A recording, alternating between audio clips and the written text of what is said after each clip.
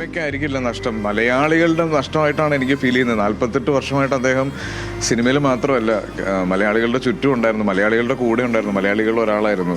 അപ്പം ആ ശ്രീനിവാസൻ എപ്പോഴും സിനിമകളിലൂടെയും ഒക്കെ നമ്മുടെ ചുറ്റും ഉണ്ടാവും. എങ്കിലും ശ്രീനേട്ടൻ മിസ് ചെയ്യും. അത് നമ്മൾ അംഗീകരിച്ചേ പറ്റുള്ളൂ. ഒരുപാട് നാളായിട്ട് അദ്ദേഹത്തിന് പൊതുവേദികളിൽ കാണുന്ന സമയത്തുമൊക്കെ നമുക്ക് ഒരുപാട് വിഷമം ഉണ്ടായിട്ടുണ്ട്. അദ്ദേഹത്തിൻ്റെ അസുഖം അദ്ദേഹത്തിന് എത്രത്തോളം വയ്യാതാക്കിയെന്ന് നമ്മൾ കണ്ടതാണ്. എങ്കിലും അദ്ദേഹം വളരെ ശക്തമായി തിരിച്ചു വരുമെന്നും നമ്മളെയൊക്കെ ഇനിയും ഒരുപാട് ചിരിപ്പിക്കും, ചിന്തിപ്പിക്കും എന്നൊക്കെ നമ്മൾ ആഗ്രഹിച്ചിരുന്നു. അപ്പം അതിനി പുതിയതായിട്ടൊന്നും ഉണ്ടാവില്ല. അദ്ദേഹം എന്താണോ നമുക്കൊക്കെ കാണിച്ചു തന്നത്, എന്തൊക്കെയാണോ നമുക്ക് വേണ്ടി ചെയ്തിരുന്നത്, അതെല്ലാം ഇവിടെ ഉണ്ടാവും ഇനി ഒരുപാട് നാൾ, നമ്മളും സിനിമയൊക്കെ ഉള്ളിടത്തോളം കാലം. ഈ ഒരുമിച്ച അഭിനയിച്ച സിനിമകളുണ്ടല്ലോ, പ്രത്യേകിച്ചും ട്രാഫിക് പോലുള്ള സിനിമകളൊക്കെ ഉണ്ടായിരുന്ന ആളുകൾ എപ്പോഴും ഓർത്തിരിക്കുന്നത് എങ്ങനെയായിരുന്നു അങ്ങനെ കൂടെ അഭിനയിച്ച സമയത്തുള്ളൊരു അനുഭവമാണ്?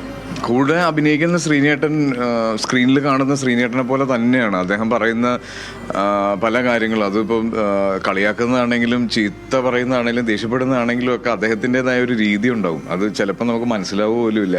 പക്ഷെ അദ്ദേഹം പറയാൻ ഉദ്ദേശിച്ചത് കൃത്യമായി പറഞ്ഞിട്ടുണ്ടാവും. പിന്നെ അഭിനയിക്കുന്ന സമയത്ത് ഒരു അത്ഭുതമാണ് ശരിക്കും.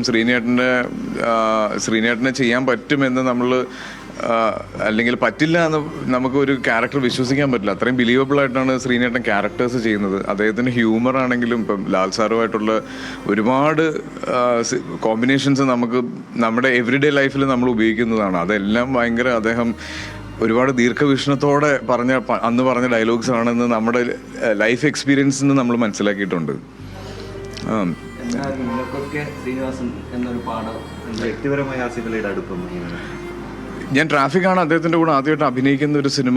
ആ സിനിമയുടെ ഷൂട്ട് തുടങ്ങിയ ഫസ്റ്റ് ഡേ മുതൽ അദ്ദേഹമായിട്ട് വളരെ നല്ലൊരു ബന്ധമുണ്ട്. വളരെ വളരെ പേഴ്സണലായിട്ടുള്ളൊരു സ്പേസിലേക്ക് കോൺവെർസേഷൻസ് കൊണ്ടുപോകാനും സംസാരിക്കാനും ഒക്കെ അദ്ദേഹം എന്താ പറയുക, ഒരു ഫ്രീഡം തന്നിട്ടുണ്ട് എല്ലാവരോടും. അത് എന്നോട് മാത്രമല്ല, ഇപ്പം എൻ്റെ സിനിമയിൽ അദ്ദേഹത്തിനോട് അഭിനയിച്ചിട്ടുള്ള അല്ലെ അദ്ദേഹത്തിന് അറിയാവുന്ന ആരോട് ചോദിച്ചാലും അദ്ദേഹത്തിന് അങ്ങനെ വലിപ്പച്ചെറുപ്പ് വ്യത്യാസങ്ങളൊന്നും ഇല്ലായിരുന്നു.